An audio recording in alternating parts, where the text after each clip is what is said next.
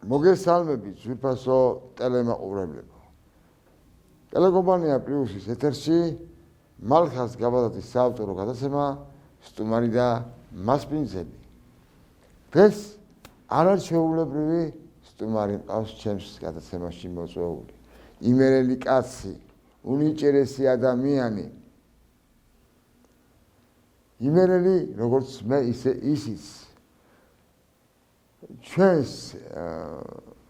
ჩემს ქუთაის და მის ვანს რაღაც კილომეტრები აშორებს. ბევრი არაფერი, ცოტათი და სწორედ დღეს იმერული შეხვედრა და იმერული საუბარი გვექნება. იმერულად გვექნება საუბარი მე და იმ ადამიანს შორის.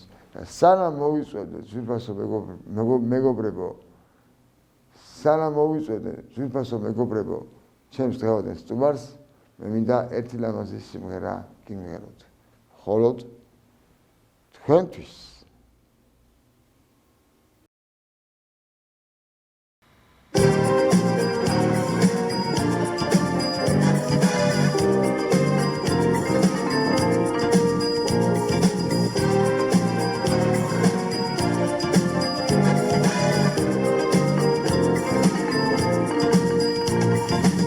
იმერეთო ვაზის დედა მშობელო, იმერეთო ყვავილებით სავსე, იმერეთო სიყვარულო ჩემო, იმერეთო სიცოცხლით რომ მავსე, დაგელოცო საოცნებო მთავარი, დაგელოცოს ფულზე იმერეთო, ჩემო ღმერთო, ჩემო ერთადერთო, იმერეთო, ჩემო იმერეთო, ჩემო ღმერთო, ჩემო ერთადერთო, იმერეთო, ჩემო იმერეთო, ჯადოქარი ხარ უტყბესის ხაბარი, ქარი და შხაბუნა წვიმა, ერთად მოვეშე სადარი სადარი, ხაროცრების ნადელი და ფირვა, დაგელოცო საოცნებო მთავარი, დაგელოცოს ფულზე იმერეთო, ჩემო ღმერთო, ჩემო ერთადერთო, იმერეთო, ჩემო იმერეთო, ჩემო ღმერთო, ჩემო ერთადერთო, იმერეთო, ჩემო იმერეთო.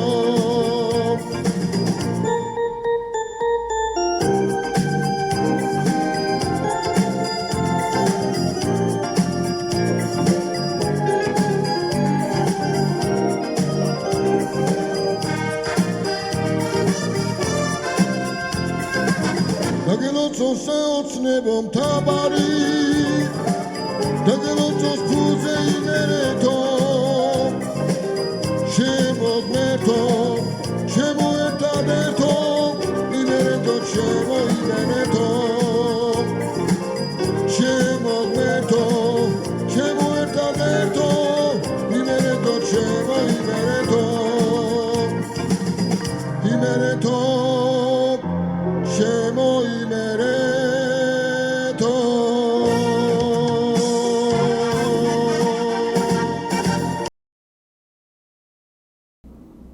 მას ასე ძვირფასო მეგობრებო, მინდა მოვიწვიო ადამიანი, რადგან იმის რომ მოვიწვიოს ჩემს გადაცემაში და სტუდიაში ტელეკომპანია პლუსის დამფუძნებელი და გენერალური დირექტორი, არაჩვეულებრივი ადამიანი, უნიჭერესი პიროვნება, ბატონი კახა ხურციტი და თხოვთ ბატონო კახა შემოგვიყვანეთ სტუდიაში, მოგესალმებით. გამარჯობა ბატონო მალხას და გილოცავთ დავბრძანეთ თქვენ გადაცემაში კარგ ეთერებს რა. დავბრძანეთ. რა მაგარ გადაცემებს აკეთებს რო გითხრა მართლა მომწონს თქვენ გადაცემა. ბატონო კახა, როგორი შემართებით, როგორი განწყობით ხარ დღეს განაცემას? პირველ რიგში ბატონო მალხას უნდა მივესალმოთ მაყურებლებს.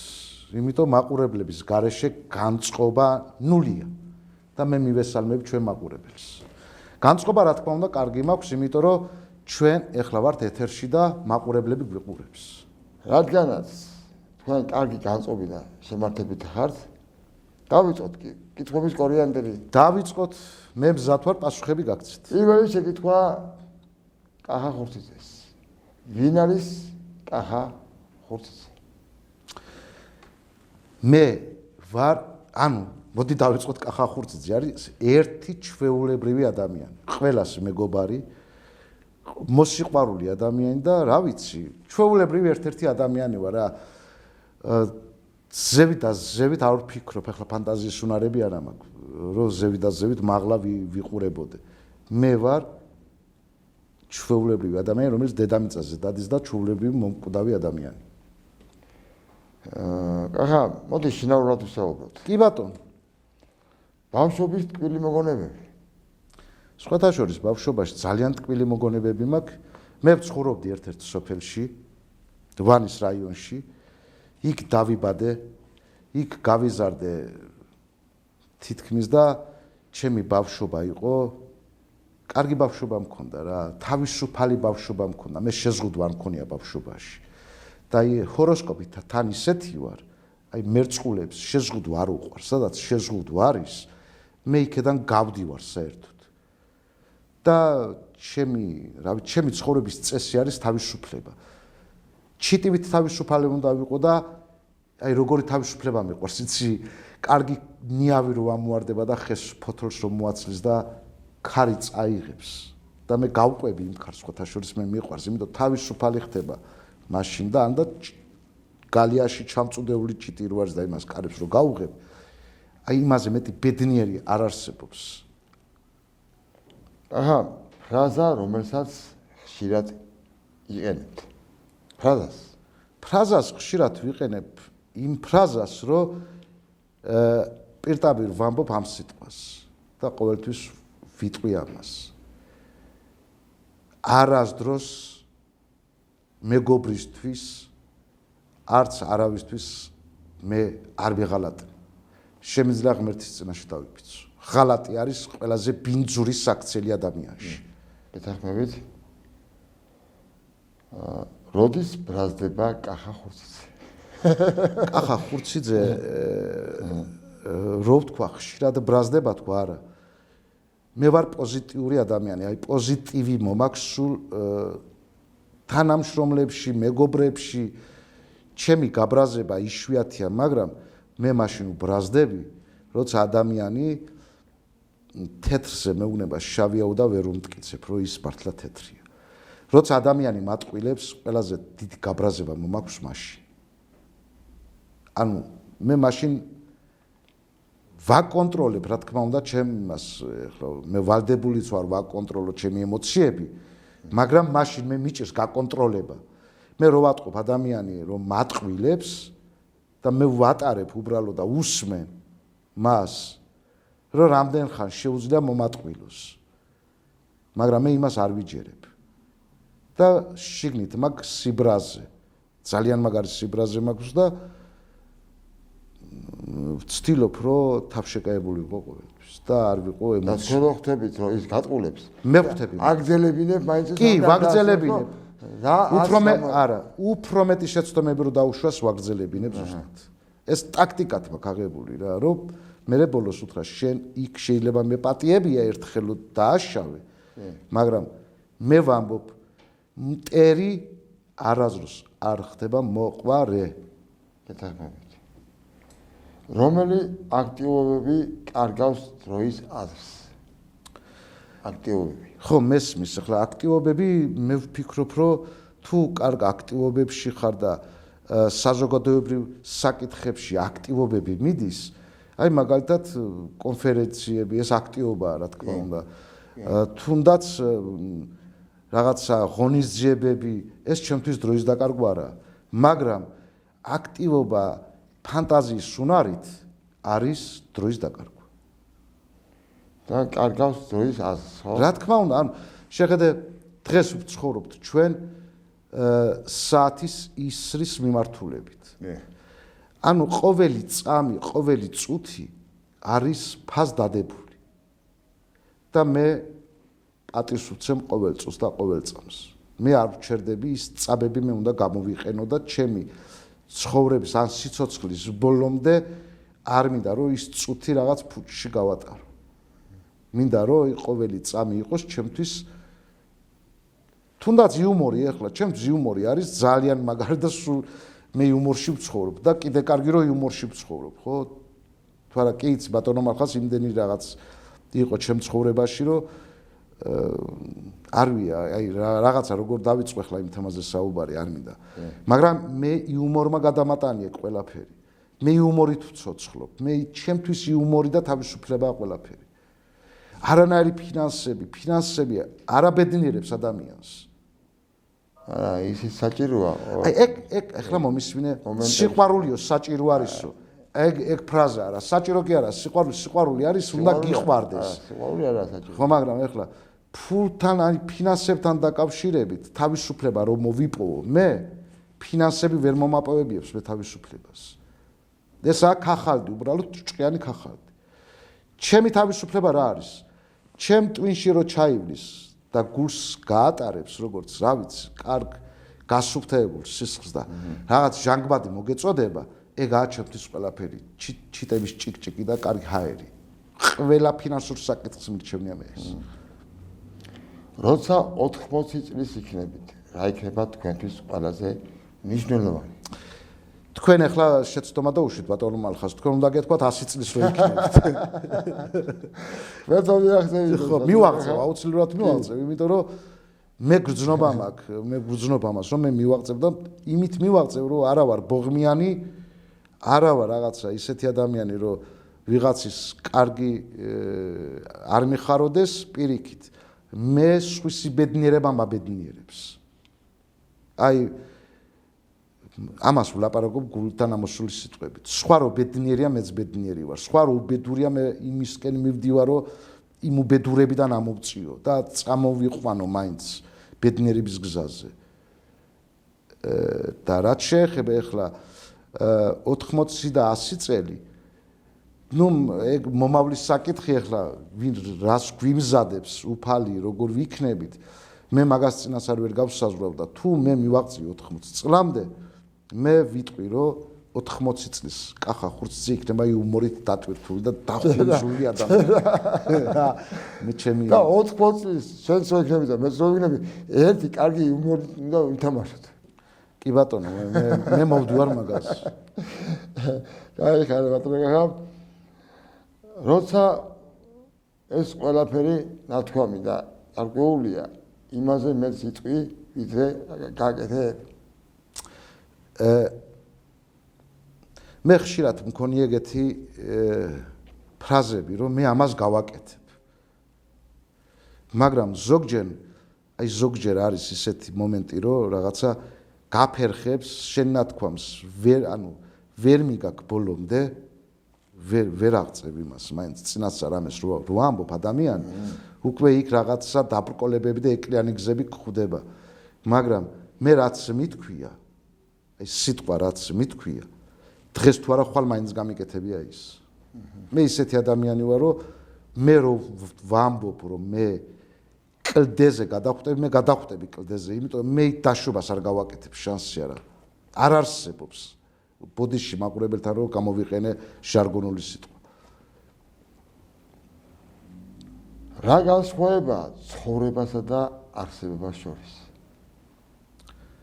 რა არის იცი მახო აი მე ვიტყვი მე ცხოვრება მიყვარს ჩემთვის არის ცხოვრება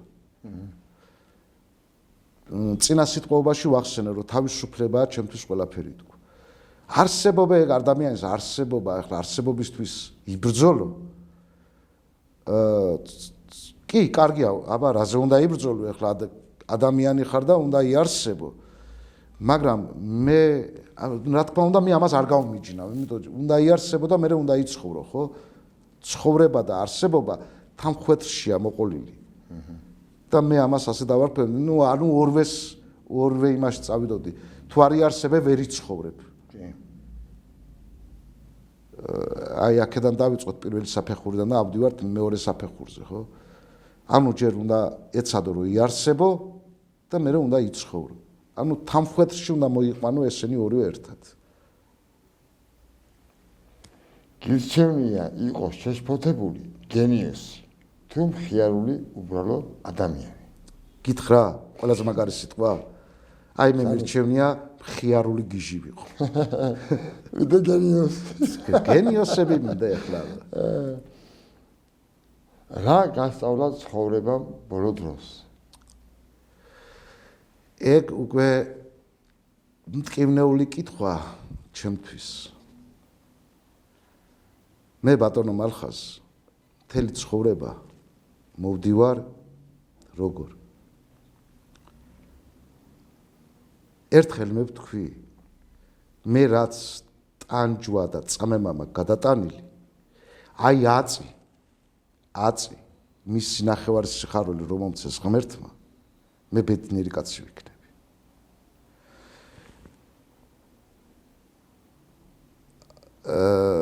სხვათა შორის იყო მომენტები, როდესაც ისეთ პრობლემებში, ისეთ სიტუაციაში ჩავარდნილ ვარ, რომ ცრემლებიც კი ბევრჯერ დამეღვრია, იმიტომ რომ გული ვეღარ იტევდა ამ ყველაფერს და მე მიტირია და მიტირია როგორ თანამშრომლებს არ ვახედებდი ამას და ხანდახან აი ყოფილა მომენტი წვიმაში გავსულ ვარ, რომ წვიმისთვის დამებრალებია, რომ ჩემი ცრემლები არ დაენახავინეს. აი ძალიან ბევრჯერ ყოფილა ეგ მომენტი, იმიტომ ყოფილ ვარ ისეთ კრიზისში მიყვანილი, რომ აი მართლა ყოფილ ვარ, რა ეხლა ყველაფერს ვერ ვიტყვი ახლა. ხო და ანუ შეხედე ის ჩემი ცრემლები ვფიქრობ, რომ იყო ოქროს ცრემლები. იმიტომ წვიმაც მეხმარებოდა ამაში. და მე ბედნიერი ვარ, თუნდაც იმით, რომ მე მიტირია. კაცი ვარ და მიტირია, მართლა მიტირია ბევრჯერ. ანუ რაღაცა სიმწარე რომ მოგაწვება და ტირილი არ არის. აი როდის იგზენი ტირილი და როდის იტირია. კი ბატონო, მე ვიტყვი, რომ მე ბევრ გარემოებებში გამოვიყენებდი ამ სიტყვებს. ბევრმა გარემოებებმა, ტკივილმა, ჩემმა ბრძოლამ და რომ ბრძოლო, ბოლომდე რო გინდა მისულა და დგახარ მარტო ამ ბრძოლაში. ანუ ჯერ მოკვება ხალხი და მე ბოლოს რო ბრძოლობ კიდე და მიხედავ და არავინ არ აკყავს. ხედავ სიცარიელს. უკვე ხედავ სიცარიელს და ამ ბრძოლაში მარტო რჩები მე შე. და უკვე მანდ მე მიტირია. და ვთხოვდი ღმერთს რომ მოდი გამატანინე რა, აი შენ ახარ მარტო ჩემთან მეთქი. ბევრჯერ მითქვი. შენ იმედი მაქვს მე მარტო თქვა. და დღესაც მე ღმერთის იმედი მაქვს. ერთმა მოგცეს გამძლეობა ბატონო ხადა სიკეთე და წარმატებები. ეხლა ცოტა მტკივნეულ თემებს შევეხეთ, მაგრამ არა შავს ესე საჭიროა ხო? ყველა შეიძლება არა. ხანდახან ყველა გრძნობიარი ადამიანს, ვისაც გრძნობა გააჩნია და ანტკივილის გრძნობა გააჩნია, მე ვფიქრობ ყველას აქვს ანუ ცრემლები ნაღვრელი. ამაში დაწუნებული ვარ. ბატონო გახამ, ცოტა ახლა თემას გადავუხვევ და მინდა თქვენი გადაცემის შესახებ ვესაუბროთ. კი ბატონო. საიდან მოვიდა და როდესაც დაიწყო ეს ამ გადაცემის იდეა და გახდით ამ გადაცემის ავტორი და წამყვანი. მოდი იქედან დავიწყებ ბატონო მალხაზ, რომ 2021 წელს დავაფუძნე ტელეკომპანია პლუსი. ფაქტობრივად 4 წელი უკვე არსებობს. კი, შეუსრულდა 4 წელი თებერვალში. 2005 წელი. 5 ფოსად. ნუ ეხლა მე დავაკონკრეტებ ყველაფერს. 2021 წელს რო დავაფუძნე ეს ტელეკომპანია, 2022 წლის 3 თებერვალს გავედი პირველად ეთერში. და ეგ იყო ჩემთვის, აი როგორი სიხარული იყო, იცი არ ვიცი. მე ვერ ვიტყვი, ძალიან დიდი სიხარული იყო, მეთქი მე ეს შევძელი, მე ამას ვიძახოდი. და მე წავედი ტაძარში და ვთქვი, მე ეს არ ვერ შევძელი. მე ღმერთმა შემაძლები ეს.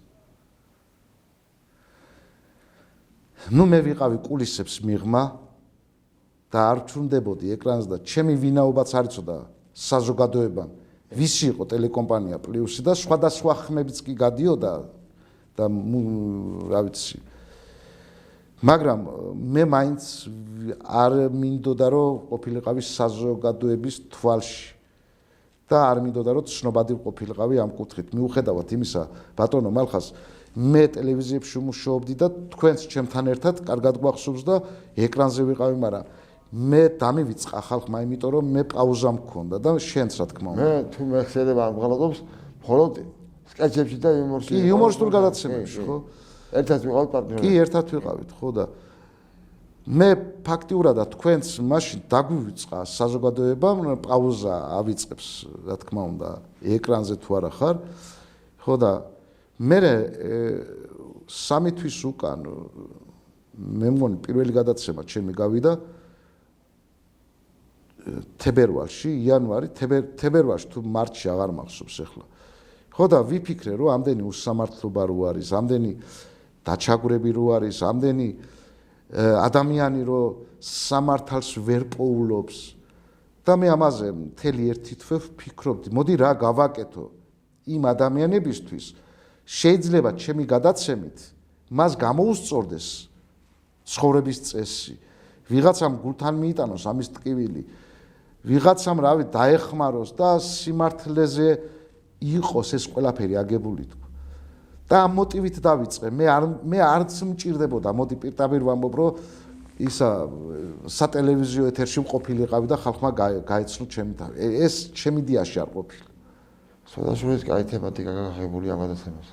ხო და სხვათა შორის კაც მლანძღავენ მე. ეგ მიჩვეული ვარ ამ იმას ახლა. და რაღაც სისულელე კომენტარებს წერენ და ვერ დაუშვი ადამიანს თავის აზრის წერს, რა თქმა უნდა და წეროს ვისაც რა უნდა და მე ვითვალისწინებ სხვათა შორის ბევრ რაღაცას. იმიტომ ის მაყურებლის თვალით გიწერს ისეთ რაღაცას, რომელიც შეგიძლია გადაიკითხო და ჩაწუდე შენ თავში, რომ ეს რა არის. მაგრამ აი დღევანდელ ცხოვრებით ცხოვრობ მე და მომავლით. მე ჩემი უკან დაბრუნება არ შეიძლება.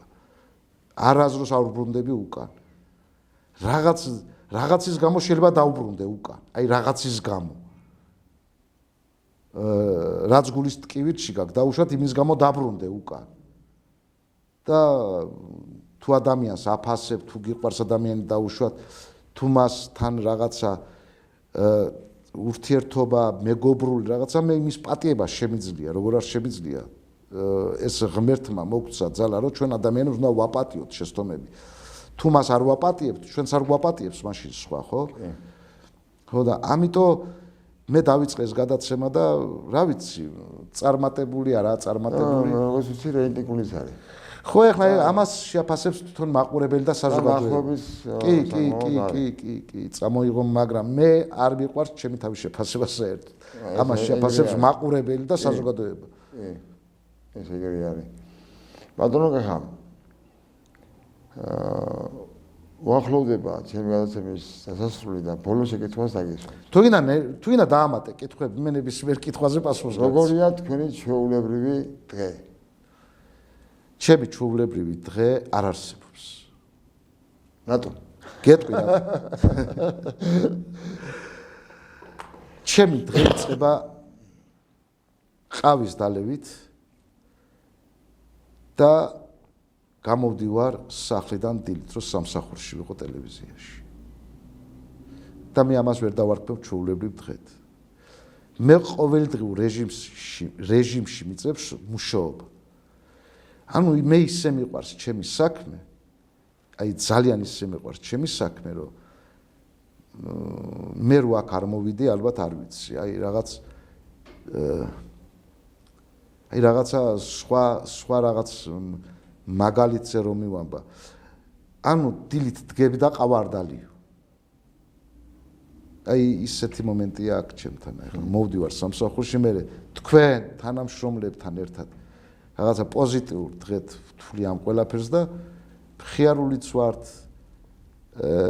მოწყენილებიც ვართ ხანდახან, იმიტომ რომ რაღაც არის ისეთი ახლა ცხოვრების წესი გვაქვს, ესე ჩამოგვიყალიბდა, რომ რაღაცა მოგაწყენს თავს. მაგრამ უფრო მხიარული ვარ. ანუ პირდაპირ ვამბობ რა, გულში კარგი ჭექა ქუხილია, მაგრამ სახეზე მზე და ვარსკვლავები და ღიმილია. და ღიმილი. ანუ ესაა ჩემი ცხოვრების წესი, მოდი ასე ვიტყვი. ბატონო, ხა დიდი მადლობა პირველ რიგში, რომ გამონახეთ დრო და მოხვედით ჩემ გადაცემაში, გისურვებთ წარმატებას თქვენ ტელევიზიასთან ერთად. დიდი მადლობა იმისთვის, რომ ასეთი ლამაზი პასუხები გაგვეცეთ. რაც შემეძლო, რა ლამაზი, რაც შემეძლო ის ვთქვი ბატონო. კარგი, სერიოზული და რა ვიცი, დიდი მადლობა კიდევ და კიდევ. მოგზაურობისთვის ძირფასო ტელემაყურებელო, ჩემი გადაცემის სტუმარი იყო ტელეკომპანია პლუსის დამფუძნებელი და გენერალური დირექტორი ბატონი კახა ხურციცი. მე კი ბატონო მალხაზ, ბოდიში, შეიძლება ერთი კითხვა დაგისვათ მე? როგორ ფიქრობთ? რა არის თქვენთვის რესპონდენტი და რას ფიქრობთ, როცა თქვენ კითხვებს უსვამთ? რესპონდენტი ჩემთვის ყველაზე მარტო ის კი არა მოვალეობის მოვიწვიო და გადაცემა გაუშვა და შედავამთავრო ყველაფერი. მე ყველა რესპონდენტთან ვის მომყავს და ვისაც მოვიყვანო, ყველასთან კარგი ურთიერთობა მაქვს და კარგი მეგობრობა და მიხარია მაგათი სტუმრობა ჩემს გადაცემაში. მე სულ სხვა რაღაცას გეტყვით ბატონო მალხაზ, თქვენ ისეთ გადაცემას აკეთებთ, თქვენ ხართ იმ სტუმრის გულში, საიდანაც კითხულობთ ყველაფერს და გულთან მიგაკ ყველა ადამიანის ის სიტყვები, რომელსაც ის რესპონდენტი საუბრობს თქვენთან და ზუსტად კარგად იწერია კითხვებს. კი და ის პასუხები არის თქვენთვის, რა ვიცი. თუ გულიანად არ მიიღე, კიდე რესპონდენტი, კიდე მისი პასუხები და არ შევიდა. ანუ შეხედე მე ადამიანი არ ქვია. მე რატო დაგისვთ ეკითხვა, იცი? აი მე რო წეხან ცრემლებზე ვსაუბრობდი, თქვენ თვალებზე შევამჩნი ნაღვლიანი თვალები და რაღაც ცოტა ცრემლის ოდენი. ასე რომ აღარ ვიყოს ცრემლი, პირიქით ჩვენ ვიხალისოთ, ვიმხიარულოთ და ძალიან დიდი მადლობა რომ მომიწვიე, ძალიან დიდი მადლობა მაყურებლებს კიდევ რომ ესეთ გადაცემას უსმენს და რა ვიცი, ჩვენთან არის მაყურებელი და რა ვიცი, შეუძლიათ მაყურებლებს რომ გვითხრან, დაგვიკომენტარონ და რა კიდევ დავждები თუ მაყურებელი ამას სიტყვის. ძვირფასო მეგობრებო, სამწუხაროდ ჩემი გადაცემა დასრულდა. დიდი მადლობა ყურადღებისთვის. კეთილი სრულებით გემშვიდობებით. მომავალ შეხვედრამდე. კარგად ბრძანდებოდით.